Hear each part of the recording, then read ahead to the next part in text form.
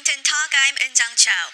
North Korean leader Kim Jong-un has been making high-profile visits, vowing to overcome U.S.-led sanctions and urging his people to pursue self-reliance. Is this a sign of desperation?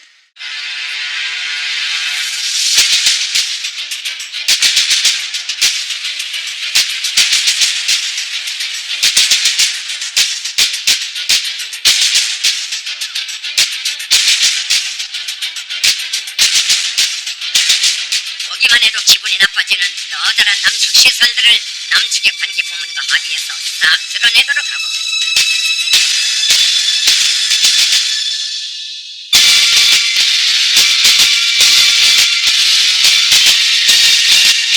자기 힘을 믿고 하나로 굳게 뭉쳐 일도 설 때 못해낼 일이 없다는 우리식 사립대생의 생활력이 또 한 번 뚜렷이 확증된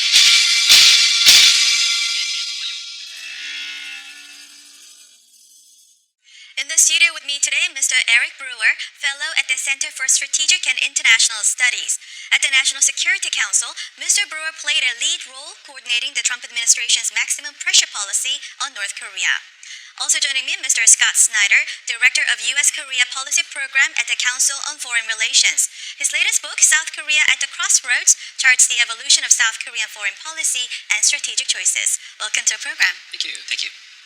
Now, Mr. Brewer, North Korean leader Kim Jong-un has been emphasizing self-reliance and overcoming of U.S. sanctions ever since the breakdown of the Stockholm talks. And is this a sign of desperation? I don't think so. I think if Kim Jong-un was desperate for sanctions relief, I think we would have seen Stockholm go a lot differently, at least some sort of continuation of the dialogue. I think right now Kim sees himself as having the upper hand in diplomacy and in dialogue. I don't think of course, does he want sanctions relief? Of course he does, but I don't think he feels the need to adjust his negotiating position right now in order to acquire that. I think he's confident, and I think right now his strategy is to slowly dial up the temperature and the heat on the United States and South Korea to see if he can soften their negotiating positions. Mm-hmm. Yeah, and I would agree with what Eric has had to say. What we've seen, I think, since Hanoi is an emphasis in North Korea since April on retrenchment and on an attempt to try to do things by themselves. Kim Jong-un has been emphasizing national self-respect and really encouraging internal efforts to try to achieve economic objectives. Mm-hmm. And Mr. Brewer, you coordinated the maximum pressure policy at the White House. So how do you see it? The current U.S. and UN sanctions on North Korea, has it dealt a severe blow on the economy? So I think the sanctions that were put in place, that have been put in place over time, both through the UN Security Council and also by the United States and its allies and partners, particularly those that started to target North Korea's sectoral trade towards, those sort of began at the end of the Obama administration and continued in 2017 during the Trump administration. I think those have had a real serious negative impact on North Korea's economy, particularly its ability to generate revenue. However, sanctions are not self-enforcing, they are not self-sustaining, they require constant update and refinement and addition. And so I think as the United States is sort of, particularly at the top, at President Trump's level, as they've taken their foot off the gas of the maximum pressure campaign, I think that momentum is significantly less than it was before. And so I think that has, it's made it harder for the United States to go out and make the case to other countries that sanctions enforcement is important. Mm-hmm. And amid Chairman Kim's calls for self-reliance and overcoming of sanctions, North Korea's Kim Gae-gan issued a statement emphasizing the close relationship between President Trump and Chairman Kim and that will help overcome the obstacles. So does North Korea, is it saying that it wants another round of summit soon? I think this was the most explicit statement of support for a leader-to-leader level dialogue that would bypass the working level dialogue. It could mean that the North Koreans were not very impressed with what they saw from Stockholm, or it could simply imply that they believe that they can get a better deal if they can just get Trump in the room by himself with Kim Jong-un. Mm-hmm. And also, North Korea, Chairman Kim at Mount Kumgang ordered to remove all South Korean facilities. And up until recently, North Korea actually has been asking South Korea to reject foreign influence and go ahead with opening of the Kaesong Industrial Complex and the renewal of the tours to Mount Kumgang. So why do you think the opposite messaging at this time to South Korea? Well, I think that the message from Kim Jong-un to Moon is that the window is closing to be able to pursue a unified Korean economic project, which is one of Moon's big campaign objectives. And so I think that what we see is, pressure, moving from expropriation of South Korean assets, which we've seen in the past, to actual destruction and possible rebuilding of those assets. And so essentially I think that Kim Jong-un is saying, well, we're turning the page on the prospect for an inter-Korean project. We'd like to do it ourselves. I agree with Scott, and I think part of the goal is to put pressure on the Moon administration, and we've seen in press reports since a response from the Moon administration talking about perhaps coming up with some way to work this out. So to that, in that sense, there's been some success. I also think, to Scott's point, North Korea knows that this project and others are priority for the Moon administration, and so I think there's some thinking if they think they can convince South Korea that these are no longer on the table, then that could also lead South Korea to put pressure on the United States to allow some sort of resumption of cooperation. And in response to Chairman Kim's comments, President Moon said that tours to Mount Kumgang are not in violation of UN Security Council resolutions in itself, but paying for those tours are. And Seoul's Unification Ministry says that it will seek creative solutions to this issue. So if South Korea does not pay in cash and somehow use some sort of barter system, is it still feasible under the current UN sanctions? I think there's potentially some sort of solution you could work that would allow some type of cooperation. I think the challenge is also not just in the sort of the letter of the law, so to speak, on the sanctions themselves, but my sense is that the United States might also not want South Korea to move forward with that at this time, or at a minimum, integrate any sort of steps that might be taken there with regard to Mount Kumgang, but also place that in the broader sequence of step-by-step process within the denuclearization roadmap that the United States is working to develop. And in North Korea's position, other than South Korea, it may seek out to China to resume that Kumgang tourism project. Doesn't China also face the same limitations as South Korea to pursue economic projects with North Korea? Well, China does face similar limitations as related to the UN Security Council resolutions, but it doesn't face necessarily the same pressure in terms of the effectiveness of the U.S. ability to impose restrictions on what China does. The relationship between the United States and China has become more adversarial, and as a result, I think that China probably feels that it has more space to do what it wants with North Korea. We've already seen China increasing tourism to North Korea. I was just in China last week, and I met so many researchers who had just been to North Korea or were going to North Korea. And so I would say that in terms of the use of tourism as a way around the sanctions regime, the Chinese are really on the front end of that and could probably find some workarounds to actually move from exchange and money flow to the sphere of investment. You know, if this were occurring in 2017, for example, I think this is something that the Trump administration would have pushed back quite hard on if it goes down this path. And theoretically, this type of cooperation or this movement of money would subject, in this case, Chinese entities to U.S. secondary sanctions. I'm not sure that is a path that the United States would necessarily go down in this current environment, because it could risk complicating or upsetting the diplomatic apple cart, so to speak. And Mr. Snyder, Chairman Kim ordering the removal of South Korean facilities, is this somehow related to the new way that he's been talking about? Well, it remains to be seen. We're still waiting to see what the new way is. But certainly it appears that North Korea is moving toward indigenization, toward a North Korean-led economic development approach. And that means that he's setting aside hopes for external assistance from South Korea or the United States. And Mr. Brewer, South Korean media reports that in Stockholm, the United States offered to North Korea a mid to long-term project to help Wonsan Kaima tourism project. And President Trump recently mentioned that there could be a major rebuild in North Korea. So do you think some sort of construction and rebuilding of North Korea is in the Trump administration's economic package? So President Trump has frequently talked about the role that the United States could play in developing South Korea's economy. I think he's also talked about it specifically with regard to sort of real estate, right? Because that's his approach, that's his mindset. So I think this offer, right, this package, was probably an attempt to take that way of thinking by the president, right, and sort of crystallize it and turn it into an actual diplomatic carrot, if you will, an incentive. It's not clear where that incentive sits within the broader package, within how that would be sequenced with other denuclearization steps. I think that remains to be seen. I'm also not convinced that that type of an offer, which clearly, intended to show that the United States is coming with new ideas, with new incentives, and to push back against this North Korea narrative that Washington's only coming to the table to make demands. I'm not sure that that incentive is going to be enough to sort of break this logjam in dialogue. I'm not sure it gets us there. Mm-hmm. Well, Eric is right about that, but it's also true that given President Trump's unconventional approach and his real estate background, the most natural deal for President Trump to want to make would be a kind of nukes for resorts deal, possibly in which there's a Trump-branded international hotel paid for in fissile material. There has been speculations that there could be Trump Hotel on the border of North Korea and China when the denuclearization is actually achieved. Now, Mr. Brewer, do you think the latest escalation of tensions by North Korea is a prelude to serious negotiations with the United States?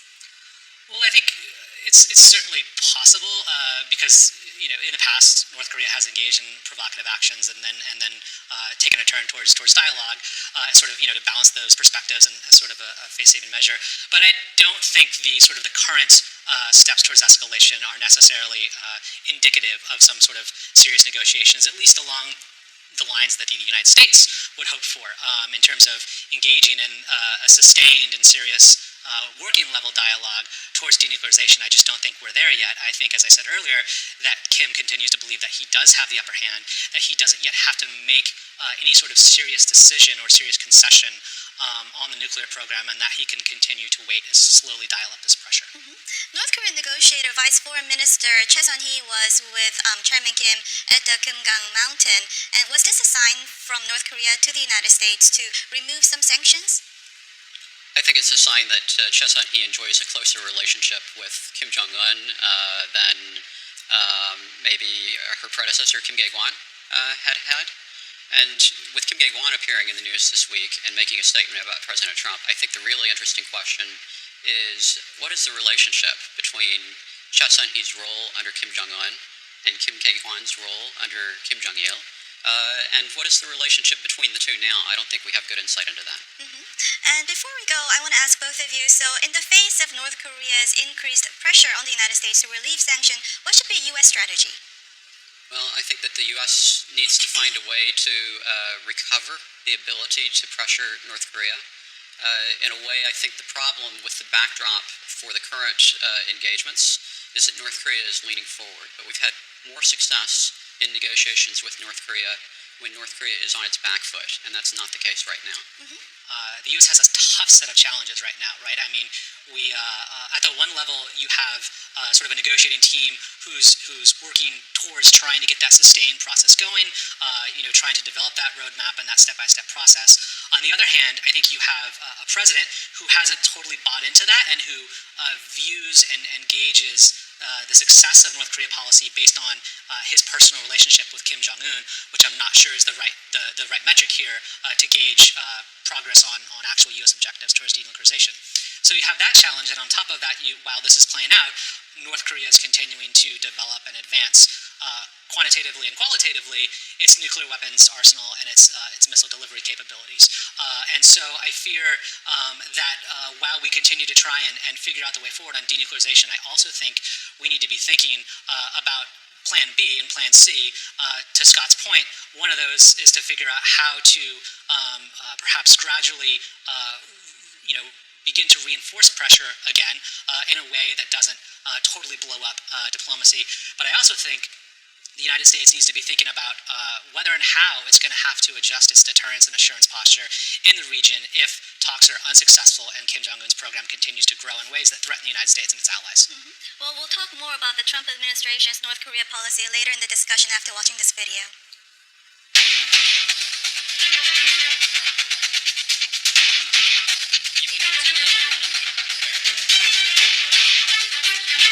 The truth is that we can't rely on failed strategies to convince Chairman Kim to give up his nuclear weapons.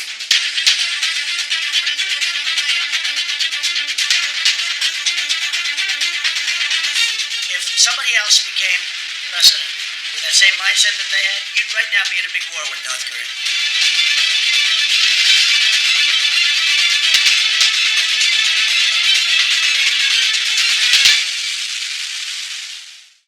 In his first statement on North Korea since the breakdown of the Stockholm talks, Secretary Pompeo said, "We can't rely on failed strategies to convince Chairman Kim to give up his nuclear weapons." Now, Mr. Snyder, Secretary Pompeo's comment, this is long-held position in the Trump administration, but how viable is this approach amid the continued stalemate and breakdown of the talks with North Korea? Well, Secretary Pompeo is obviously making a true statement. No administration wants to rely on prior failed policies in order to achieve objectives. I think the critical question at this point is whether the Trump administration is going to be adding to the dustbin of failed policies on North Korea or whether it's going to find a way to succeed. And I think that what's really in the crosshairs at this point is the question of whether leader-to-leader level dialogue as an innovation under the Trump administration can actually bring the success that we all hope for. And Mr. Brewer, other than the leader-to-leader level dialogue that Mr. Snyder just mentioned, how different is Trump administration's approach from the past failed approaches, do you think? Well, I think that in addition to the leader-level dialogue, I think the relationship that Trump has tried to cultivate with Kim and that Kim has tried to cultivate with Trump is truly different, and we can debate whether that's a good or a bad thing. I think it certainly has some costs, and the potential benefits of it haven't quite played out the way we might have hoped, at least yet. I also think something that's different about this administration's approach, and this is in part because of the way the president operates, is they haven't been very good at balancing the diplomatic and the pressure tracks, right? And so in 2016 and 2017, and at least the first part of 2018, it was all pressure, right? And I think the flaw in that strategy was that we weren't very good at signaling to North Korea what they needed to do in order for some type of serious dialogue to take place. And as a result of that, I think we had sort of this sudden, sort of unpredictable pivot towards diplomacy. But now we're in this phase of almost all diplomacy, right? And so I think there's a way to better calibrate those two things, and I think doing that would, to the comment that Scott made earlier, perhaps give us additional leverage in these talks and put North Korea a little bit more on its back feet. And at a time when U.S.-North Korea talks are stalemated, there are pressing domestic and international issues, so would North Korean issue be put on the back burner? Well, it's definitely got to compete for attention now with other issues. And I think what's really interesting about the most recent cases in Trump administration foreign policy, the Ukraine and the Turkey/Kurdish issue, is that in some ways they present two alternative paths that you could imagine could be appropriated by the North Koreans. One is the possibility of trying to make some kind of deal or quid pro quo. But that actually is not North Korea's strength. They're not very good at that. The other is to try to induce the Trump administration or the president to throw its allies under the bus, as appears to have happened with the Kurdish population. And there, I think that presents a more viable pathway and a possible pathway that the North Koreans may try. And in the new book, Inside Trump's White House, Mr. Jared Kushner is quoted as saying, Kim Jong-un wants to be friends with Trump, but his father told him never to give up the weapons. That's his only security. So what is revealing about this comment? So I think that's not that surprising, right? I think that sort of crystallizes North Korea's thinking and Kim Jong-un's thinking on the value of the nuclear weapons and the inherent security risks and uncertainties in ever giving them up, right? We know that North Korea frequently points to the mistakes made by Libya and Iraq, and so I think it certainly crystallizes the value they see in that deterrent. And I think it tells you how far we have to go if we're ever going to reach a place where North Korea feels that it can make that trade-off. Well, I think that on the Trump side, the interesting thing is that it means that he's got a choice between the relationship and pressing for denuclearization. And for the president himself, I think it would be hard for him to devalue the political value of the relationship in favor of the national interest related to pursuing denuclearization. And North Korea is currently on trajectory of escalating tensions, and President Trump recently mentioned about the possibility of a war with North Korea. So is there a possibility that we could return to the fire and fury days? I don't really see that in the immediate near term. It really depends on China, I think. China is the entity that sets the ceiling in terms of the risk of renewed escalation. And it's a question of whether North Korea's provocations would challenge China's limit, because as long as China has North Korea's back, I think the likelihood that we go back to fire and fury is low. I would agree with that. I think the risk of going back to that rhetoric, especially from the U.S. side, is low. I think Trump likes the fact that he has a good relationship with Kim Jong-un and that they get along. I think that's something that he's going to want to continue to maintain.